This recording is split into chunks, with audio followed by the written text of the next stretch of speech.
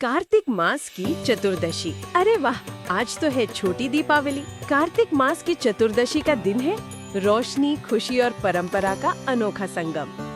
टूरपुर गांव में आज का दिन नरक चतुर्दशी और छोटी दीपावली के नाम से बड़े हर्षोल्लास से मनाया जा रहा है।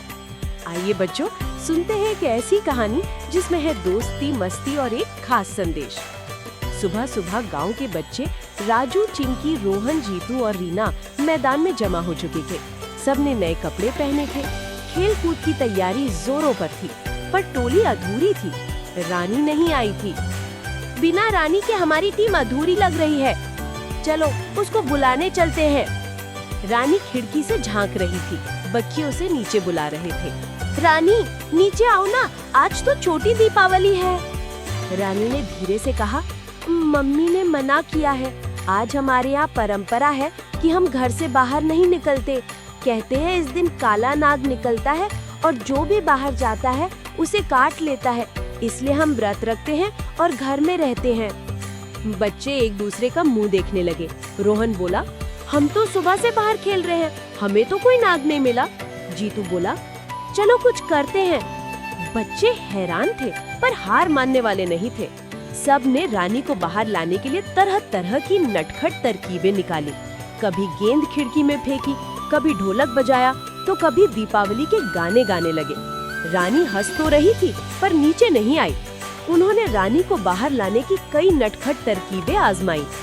रानी के पापा बाहर आ गए और बोले, क्या शोर मचा रखा है? आज के दिन बाहर निकलना मना है। आज के दिन बाहर निकलना अच्छा नहीं होता, यही हमारी परंपरा है। सब अपने अपने घर जाओ। बच्चे थोड़े उदास हो गए।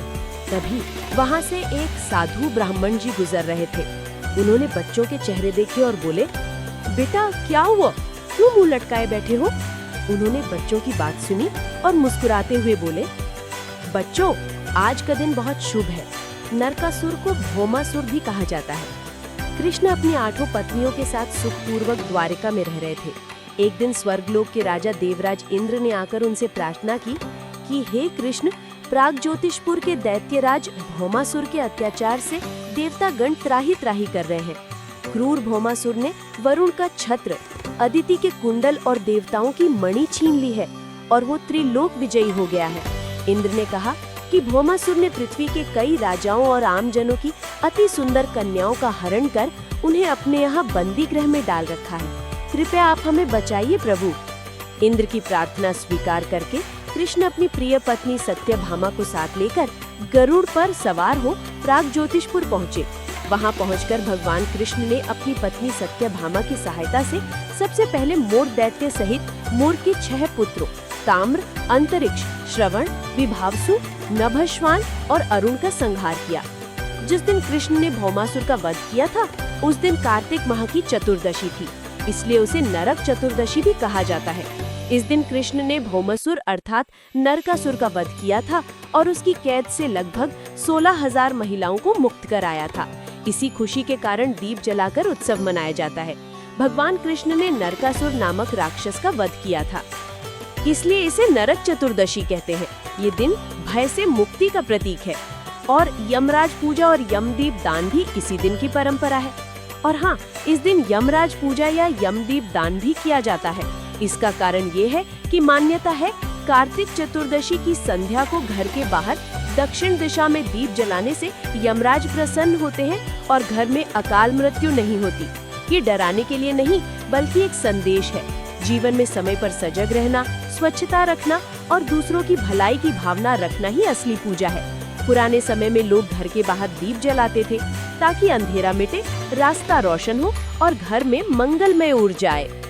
काले नाग की कथा दरअसल बच्चों को सुरक्षा सिखाने के लिए कही गई थी, ताकि वो अंधेरे में बाहर ना जाए। पर समय बदल गया है। अब इन बातों को डर की तरह नहीं, समझदारी से अपनाना चाहिए। धन्यवाद महाराज, आज आपने हमारी आंखें खोल दी।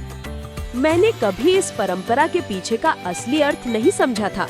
धन्यवाद महाराज। बेटी जाओ, आज अपने दोस्तों के साथ खेलो, लेकिन शाम को सब मिलकर यमदीप जलाएंगे। यही सच्ची परंपरा है। जाओ अपने दोस्तों के साथ खेलो। रानी खुशी खुशी नीचे उतरी और सभी दोस्तों के साथ मैदान में खेलने चली गई। खेल कूद, हंसी ठिठोली में पूरा दिन निकल गया। शाम को सब बच्चे रानी के घर इकट्ठा हुए। रानी के पापा ने दीप जलाया, सब बच्चों के साथ घर के बाहर दक्षिण दिशा में यमराज पूजा की और मिठाइयाँ बांटी।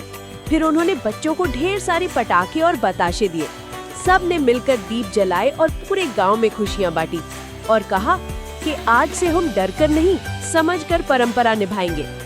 तो बच्चों, परंपरा को बस मानना ही नहीं, उसे समझना भी जरूरी है। डर की जगह ज्ञान का दीप जलाइए और त्योहार को सबके साथ मिलजुल कर मनाइए, रानी और उसके दोस्तों की तरह।